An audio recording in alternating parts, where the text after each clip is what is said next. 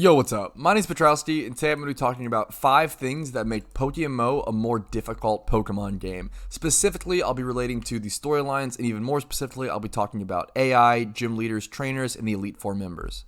So first things first, number one, PokeMMO just has much smarter AI. They'll pretty much always click the optimal move. They'll even make optimal switches all the time, especially when you're facing down your rivals like Gary and such. If they have the correct, starter Pokemon to be able to counter yours, they'll pretty much always switch into it and always makes things really awkward. Now, I will say one thing that I've seen that breaks the PokeMMO AI are things like statuses or Leech Seed. I definitely have seen things they'll pretty much always switch out if you throw up a Leech Seed against them, which can honestly put things in your favor. Let's say you Leech Seed an incoming Charmeleon, he might not click the move that now one-shots you or does a ton of damage to you, whereas now you can just kind of, put yourself in a better position or switch out yourself to get into a better position. So Leech Seed and statuses can break them, but generally, PokeMMO has pretty freaking smart AI and pretty difficult to get through.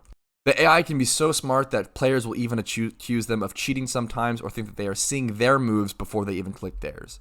Now, the second thing is maxed IVs. To my knowledge, and someone can correct me if I'm wrong, but every trainer, every Elite Four member, every gym leader, just everything, every PVM battle you encounter within PokeMMO, the Pokemon should have maxed IVs. Now, they won't have EVs, they won't be EV trained, but they will be 6 times 31 across in all IVs. Now, being able to EV train as a player definitely can offset that, and that'll offer you a lot of power. Being able to specifically input those stats and things that really matter is definitely a way to counteract that. But man, having 6 times 31 IVs across the board definitely makes it tougher.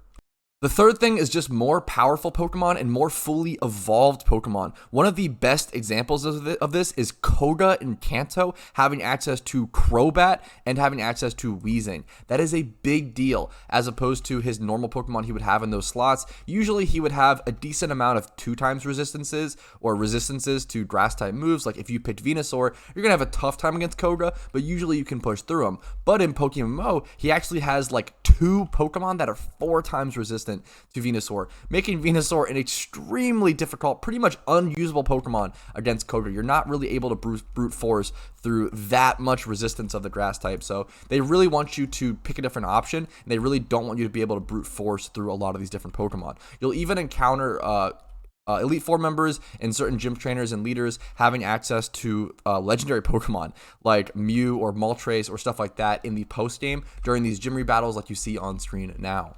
But in traditional Fire Red, I believe Blaine has access to like Ponyta and Growlithe, but in PokeMMO, you will see him with Arcanine and Rapidash, and that's just one of those things that's a huge power difference that people underestimate. Something to tie along with that, but is a number 4, I guess, is more powerful moves, coverage moves, and just more powerful moves in general to show off. So usually in Pokemon storylines, you'll see a lot of things like Fire Spin or maybe Flame Charge or these like lower power fire moves. You don't often see things like Flamethrower or Fire Blast, maybe until you reach the Elite Four, but in PokeMMO, they do have them. In PokeMMO, if you get to Blaine's a great example. I keep going back to him, but he's a perfect example of showing how difficult PokeMMO can be.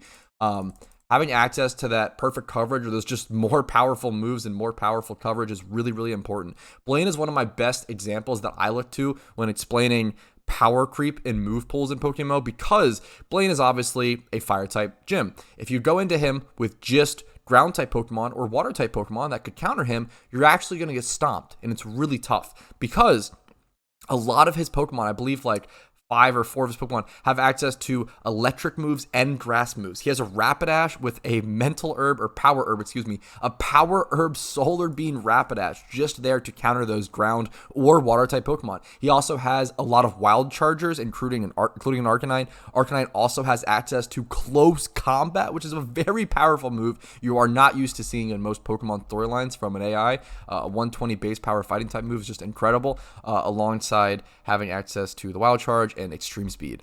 I can't tell you how many gyms just have that perfect coverage move to be able to answer the obvious answer to the gym. PokeMMO is all about finding new solutions and not just sticking to the old ones that worked in previous Pokemon storylines.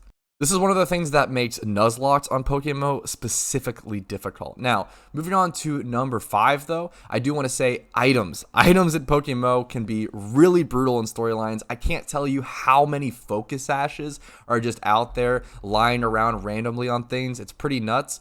You'll see a lot of focus ashes, red cards. Like I mentioned, you'll see power herbs alongside Skydrop and Solar Beam. A 140 base power flying type attack coming at you with no charge needed can be really scary. Not to mention, sometimes you'll even encounter random Growliths with a fire gem on a totally random trainer on the SSN that almost takes a key Pokemon from your Nuzlocke. Probably just, it might not actually kill me. I think I might live that. I get burnt. You're fucking trolling. Yeah, quick attack? Okay, no quick attack. Okay. Fuck these Growliths. What the fuck? Flame fire gem? Holy shit. But yeah, items are pretty strong. Now, I know I labeled this video something like top 5, but there are actually 2 really important honorable mentions, so it's more of a top 7, so bear with me. Now, the first one is the PokeMMO gym leaders, trainers, and AI having access to hidden ability Pokemon that we don't have access to. One of the most crazy and important ones being things like Drought, Ninetales, or Drizzle, Politoed. We don't have access to those. The only weather setters that we have for Sun is Torkoal, and the only one we have for Rain is Pelipper. Those are the only Pokemon.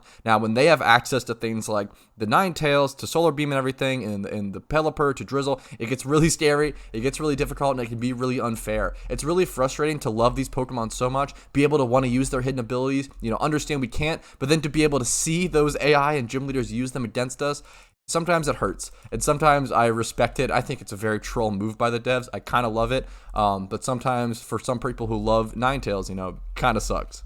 But I think that's just a perfect example of how unfair the AI can be in PokeMMO. They literally get access to tools that we don't have access to, alongside the legendaries and everything like I mentioned. There's no permanently catchable legendaries in PokeMMO, so we don't have those, but the AI, of course, does.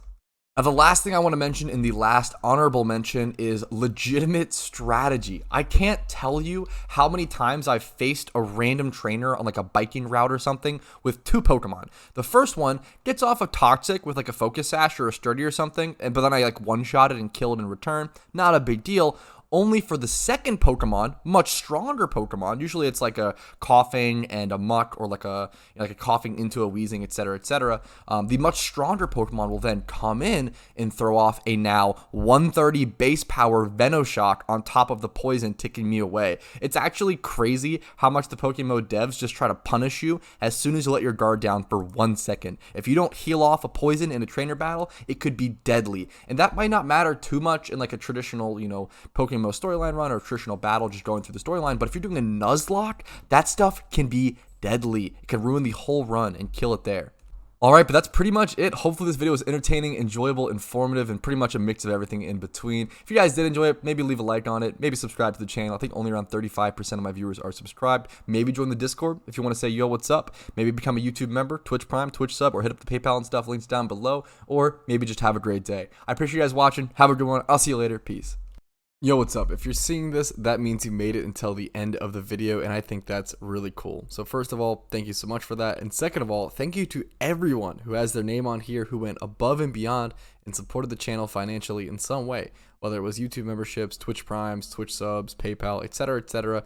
All your support goes a long way, and it lets me do what I do every single day. It lets me try to make the best PokeMMO content possible. So thank you all so much. Have a good one. I'll see you guys later. Peace.